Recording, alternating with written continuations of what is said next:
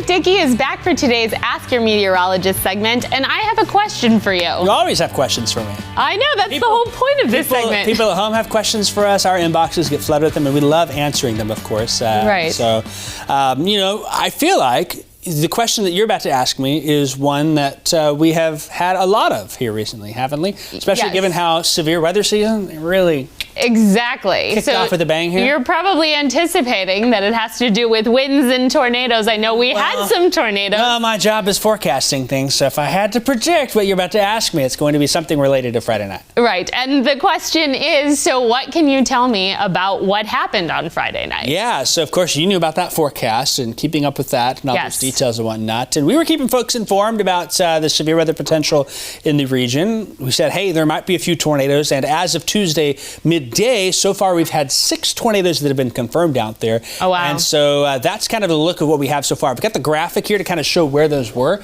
There are still storm surveys happening this week. And so as things get updated, we'll put that on our website. Okay. Of course, on our social media pages as well. So there it is, 6 tornadoes here. We had one near Neoga. We had one north of Mattoon, Paris. You had Lovington, Hammond, and then in Champaign County, we had one as well.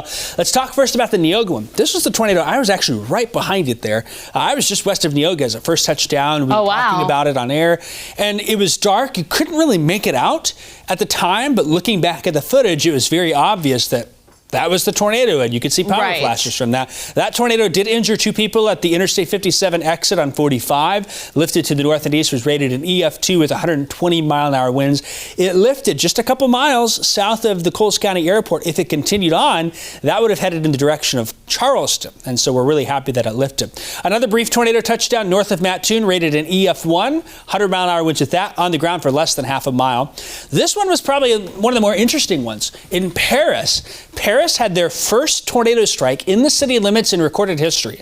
That happened overnight on that Friday night, Saturday morning. It was an EF1. It touched down south and west of town, lifted to the north and east. The interesting thing about that tornado is that the only other tornadoes that were reported close in history, you got to go back to 1992 and 1996, a couple of brief tornadoes on the northwest side of town. I feel like you had a question. I did have a question. So when you say that is the first time in recorded history, right? Yeah. Why all of a sudden, is there a tornado somewhere where there hasn't been a tornado before, or is it random? Just random chance. Okay, there's been tornadoes close by and whatnot, but there's not actually been one where within the city limits, I see, something has actually been a tornado. Now, Paris has had plenty of wind damage, plenty of straight line winds, plenty of storms over the years, but this is the first time that a tornado came on through. US 150 in town was closed for 3 days because of all the damage to the power lines there, and there were a lot of businesses in the southeast side of town that were affected by that. So that one's pretty notable. Let's go to the next tornado. Talk about that here. So we go from Paris, and we're going to sneak all the way over. I think we're going to Lovington next. There was a tornado touchdown west of Lovington, lifted to the north and east. In 6 minutes, it went 5 miles, 110 mile an hour. Wow. Briefly lifted. Retouched down a mile or two later, right in the city of Hammond. And this was an EF2 tornado, a lot of damage in Hammond. I had somebody send me a photo of their personal weather station. It recorded 103-mile-an-hour wind gust as the tornado went through town there in Hammond, and carried off to the north and east. That was on the ground for 9 minutes, traveled 10 miles. So ultimately, then the danger is never just where the tornado is touching down, and you don't want to be in the tornado path. Looking at the map, I actually think that personal weather station was inside the tornado as the tornado went by. The anemometer kept recording. Sometimes they'll break off, but whatever brand they got must be a good one there. So that's that is the Hammond tornado. It lifted before getting to Champaign County. The last one that we know of, the 6th one, touched down in Sellers, lifted through Flatville, and continued on, hit Gordyville. There was a horse show going on.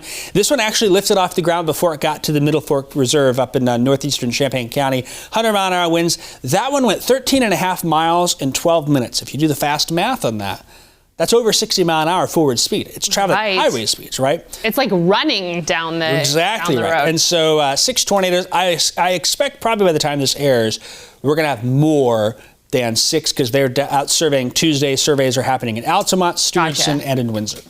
Wow. And it's crazy how well you guys can predict the storms, but then also the post wrap up, you get all of this data and then are able to keep track, which I feel like then can only help with future predictions. Correct. And when you look at it as well, you think of these tornadoes. Those tornadoes are, it's like a crime scene that has happened. Right. We don't know how strong a tornado is until the damage has occurred. So this is the enhanced Vegeta scale.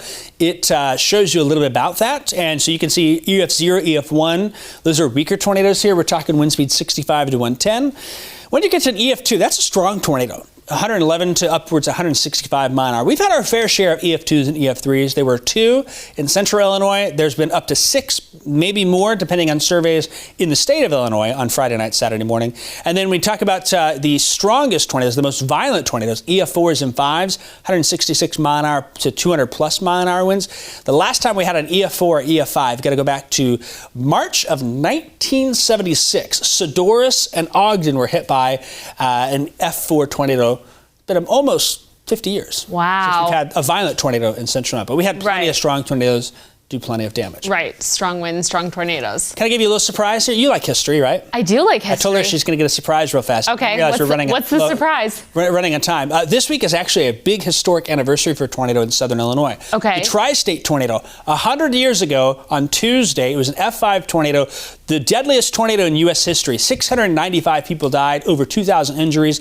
Whole towns were swept away from the tornado on its 219-mile path. A very violent tornado event happened right here in the state. If you want to read more about that, my Facebook page has that, or the National Weather Service down in Paducah has a really great page with the stories, historical photos, all kinds of accounts. I think the history buffs that watch the show would really find that interesting. Yeah, that is interesting, and that is a surprise. It's funny because when you said surprise, I thought it was going to be like a game or a birthday cake. Right, I didn't know it was going to be tragic history. Right, but tragic, but nonetheless very fascinating hearing those stories and things of that. And I think a lot of people are always interested. Some people call this the forgotten tornado event because it's so long ago, but such a terrible event. Some of the descriptions talk about just a cloud moving across the ground. And in 1925, they didn't have weather warnings. They didn't have radar. They didn't have storm trackers like today. For most of those towns, little to no warning. Which is probably why that we can attribute so many injuries and things like that, because people weren't prepared. That's right. So now we have you, which is fantastic. So we can prepare accordingly. That's a lot of stress on it. We got the whole weather team. Anytime there's severe weather, we'll be here. We'll keep you informed. And so we'll see you. It's early this spring, right? Perfect. Well, thank you, Jacob. I really appreciate you being here and for all of this information. And if you have a question for Jacob, you can email him at jdickey@wcia.com, and you can also find us on social media.